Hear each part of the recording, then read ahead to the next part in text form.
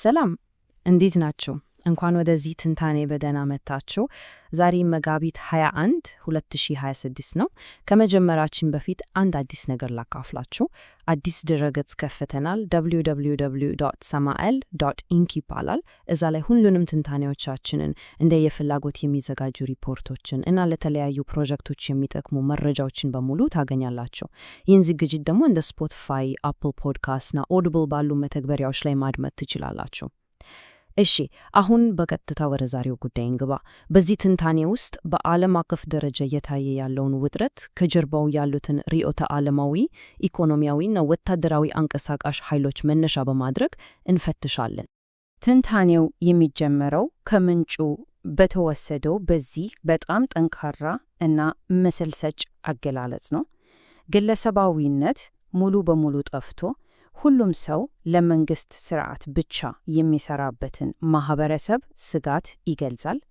ይህ ለቀጣይ ውይይታችን መሰረት ይሆን ወሳኝ ርዕዮተ ዓለማዊ ግጭትን ያስቀምጣል።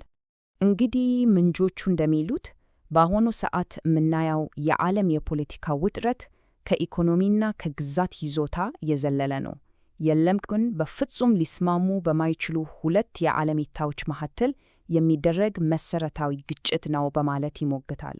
እናም ይሄ አብዮታዊ ሞዴልን ወደ ውጭ የመላክ የሚለው ሐሳብ በመቀጠል በኢኮኖሚ እና በወታደራዊ መስኮች የምናያቸውን የተለያዩ እርምጃዎች ለመረዳት ቁልፍ ነው።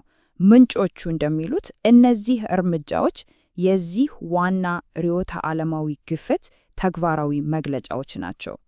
እሺ ታዲያ ይሄ ርዕዮተ ዓለማዊ ግጭት በተግባር እንዴት ይገለጻል? የመጀመሪያውና ዋነኛው መድረክ የኢኮኖሚው መስክ ነው።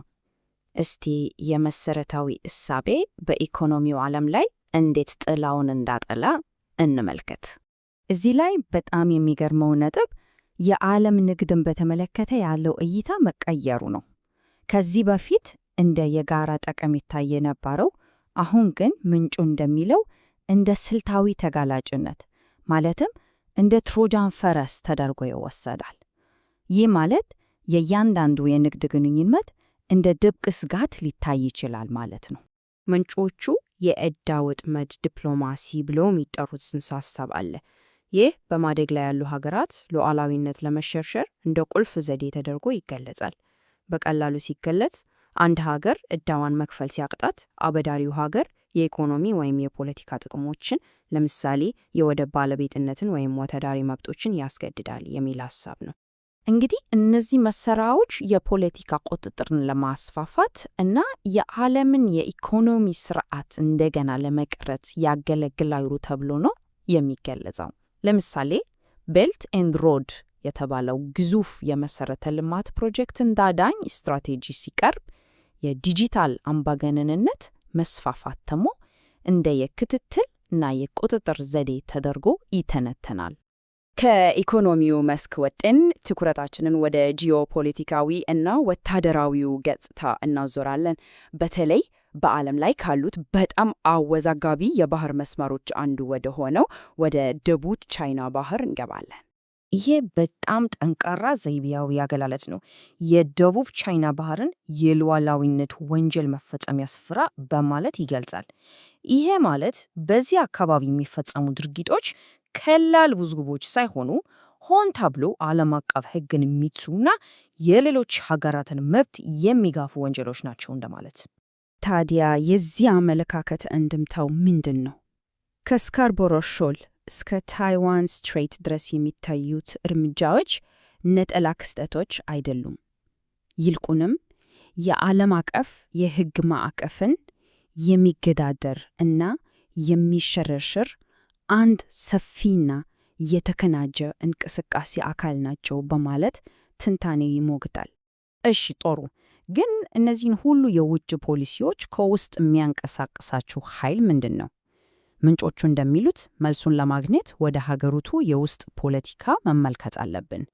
እዚህ ላይ የቻይና ህልም ተበላሽቷል የሚለው አገላለጽ በጣም ከፍተኛ የሆነ ውስጣዊ ለውጥ መኖሩን ይጠቁማል። ሀገሩ ከዓለም ጋር ከመተሳሰር ይልቅ ሆን ብላ ወደ ውስጥ በመዞሯ ለቀሪው ዓለም ከባድ መዘዝ እንደሚያስከትል ያስረዳል። እና ይሄ ስላይድ በምንጭ ውስጥ የተገለጸውን ማዕከላዊ ምርጫ በሚገባ ያሳያል።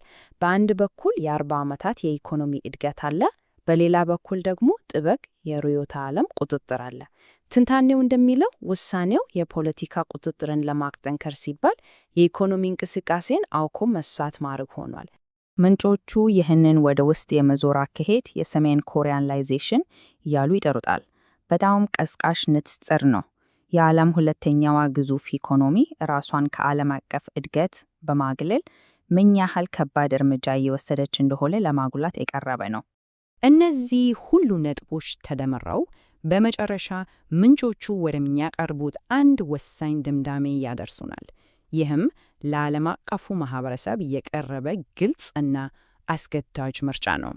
በመጨረሻም ትንታኔው በዚህ ወሳኝ ጥያቄ ነው የሚደመድመው።